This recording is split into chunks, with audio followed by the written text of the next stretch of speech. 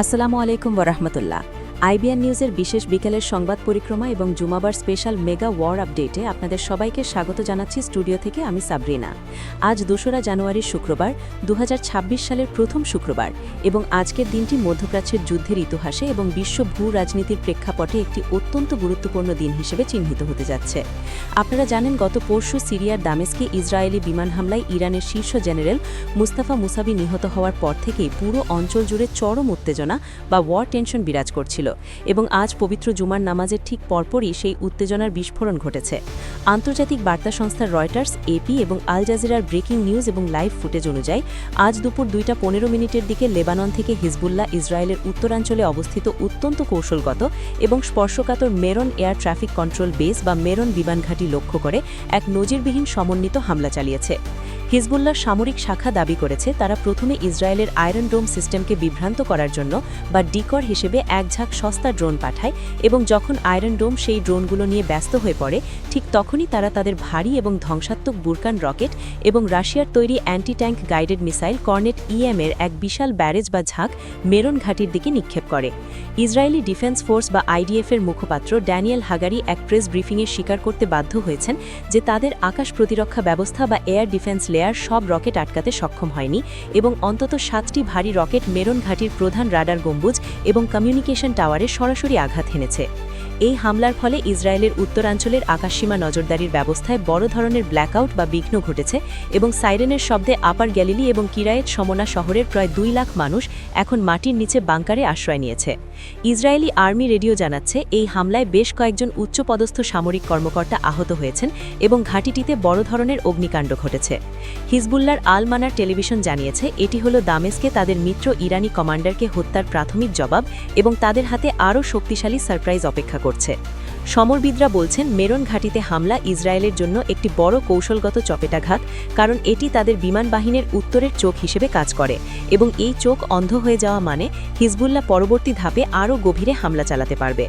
এদিকে আজকের জুমার দিনটি ইরান এবং ইরাকে পালিত হয়েছে ফ্রাইডে অফ রেজ বা ক্ষোভের শুক্রবার হিসেবে। তেহরান, মাশাদ এবং বাগদাদে আজ জুমার নামাজের পর লাখ লাখ মানুষ রাস্তায় নেমে এসেছে এবং তারা ইসরায়েল ও আমেরিকার বিরুদ্ধে ডেথ টু ইসরায়েল স্লোগান দিচ্ছে। তেহরান বিশ্ববিদ্যালয় চত্বরে আজ নিহত জেনারেল মুস্তাফা মুসাবির জানাজা অনুষ্ঠিত হয়েছে, যেখানে ইরানের সর্বোচ্চ নেতা আয়াতুল্লাহ খামেনি নিজে ইমামতি করেছেন এবং তিনি কান্নায় ভেঙে পড়েন। জানাজার পর ইরানের সেনাপ্রধান মেজর জেনারেল মোহাম্মদ বাগেরি এবং আইআরজিসি প্রধান হোসেইন সালামি কঠোর হুঁশিয়ারি দিয়ে বলেছেন, ইসরায়েলকে এই ভুলের জন্য এমন মূল্য দিতে হবে যা তারা কল্পনাও করেননি এবং তাদের স্ট্র্যাটেজিক পেশেন্স বা কৌশলগত ধৈর্যের বাঁধ ভেঙে গেছে। এই উত্তপ্ত পরিস্থিতির সরাসরি এবং তাৎক্ষণিক প্রভাব আজ বিকেলেই বিশ্ব অর্থনীতিতে পড়েছে। যুদ্ধের ভয়ে এবং অনিশ্চয়তার কারণে আন্তর্জাতিক বিনিয়োগকারীরা এখন শেয়ার বাজার থেকে টাকা তুলে নিরাপদ আশ্রয় বা সেফ হেভেন অ্যাসেট হিসেবে স্বর্ণের দিকে ঝুঁকছেন। আন্তর্জাতিক বাজারে আজ স্বর্ণের দাম আউন্স প্রতি $2,850 ছাড়িয়ে গেছে, যা ইতিহাসের সর্বোচ্চ রেকর্ড। এর সরাসরি প্রভাব আমাদের বাংলাদেশের বাজারেও পড়েছে। আজ বিকেলে বাংলাদেশ জুয়েলার্স সমিতি বা বাজুস এক জরুরি বিজ্ঞপ্তিতে জানিয়েছে, বিশ্ববাজারের এই অস্থিরতার কারণে আগামীকাল থেকে বাংলাদেশের স্বর্ণের দাম ভরি প্রতি আরও ৩,০০০ টাকা বাড়তে পারে এবং 22 ক্যারেট স্বর্ণের দাম 1,60,000 টাকা ছাড়িয়ে যেতে পারে, যা মধ্যবিত্তের নাগালের বাইরে চলে যাচ্ছে এবং বিয়ের বাজারে ধস নামতে পারে। দর্শক, গাজার দিকে তাকালে আজ জুমার দিনে এক হৃদয় বিদারক এবং অমানবিক দৃশ্য দেখা গেছে। উত্তর গাজায় আজ সকাল থেকে প্রবল বৃষ্টি হচ্ছে এবং তাপমাত্রা 8 ডিগ্রিতে নেমে গেছে। আজ জুমার নামাজের সময় কোনো মসজিদ অক্ষত না থাকায় ধ্বংসস্তূপের উপর এবং কাদা পানির মধ্যেই হাজার হাজার ফিলিস্তিনি জুমার নামাজ আদায় করেছেন। খুতবার সময় ইমাম যখন আল্লাহর কাছে সাহায্য চেয়ে এবং মুসলিম উম্মার ঐক্যের জন্য দোয়া করছিলেন, তখন মুসল্লিদের কান্নায় আকাশ বাতাস ভারী হয়ে ওঠে। জাতিসংঘের ত্রাণ সংস্থা UNRWA আজ দুপুরে জানিয়েছে, বৃষ্টির কারণে রাফার তাম্বুপল্লীগুলোতে এখন হাঁটু সমান পানি এবং পয়ঃনিষ্কাশন ব্যবস্থা বা সুয়ারেজ লাইন ভেঙে পড়ায় সেখানে হেপাটাইটিস এবং আমাশয়ের মতো পানিবাহিত রোগ মহামারী আকারে ছড়িয়ে পড়ার আশঙ্কা দেখা দিয়েছে। কামাল আদওয়ান হাসপাতালের পরিচালক জানিয়েছেন, জ্বালানি সংকটের কারণে আজ সন্ধ্যা থেকে তাদের আইসিইউ এবং ডায়ালিসিস ইউনিট বন্ধ করে দেয়া হবে, যা অন্তত 20 জন রোগীর জন্য নিশ্চিত মৃত্যু ডেকে আনবে। বিশ্ব নেতারা যখন নতুন বছর উদযাপনে ব্যস্ত, তখন গাজার শিশুরা শীতে কাঁপছে এবং একমুঠো খাবারের জন্য হাহাকার করছে। দর্শক, আজকের এই বিকেলের নিউজের সবথেকে গুরুত্বপূর্ণ এবং বিশ্লেষণধর্মী অংশটি এখনও বাকি। আপনারা যারা জানতে চান হিজবুল্লাহর আজকের এই হামলা কি সর্বাত্মক যুদ্ধের বা অল আউট ওয়ার, নাকি এটি শুধুই সতর্কবার্তা এবং ইসরায়েল এখন পাল্টা কি করতে পারে, তাদের জন্য আমাদের কাছে একটি এক্সক্লুসিভ রিপোর্ট আছে। আজ ঠিক সন্ধ্যা 7টায় আমরা আইবিএন নিউজের পর্দায় এমন কিছু গোপন সামরিক ম্যাপ এবং মিসাইল সক্ষমতার বিশ্লেষণ তুলে ধরব, যা থেকে বোঝা যাবে হিজবুল্লাহর হাতে থাকা দূরপাল্লার ফাদি 3 এবং জেলজাল মিসাইলগুলো তেল আবিবের ঠিক কোন কোন বিদ্যুৎ কেন্দ্র এবং পানি শোধনাগারে আঘাত হানতে সক্ষম।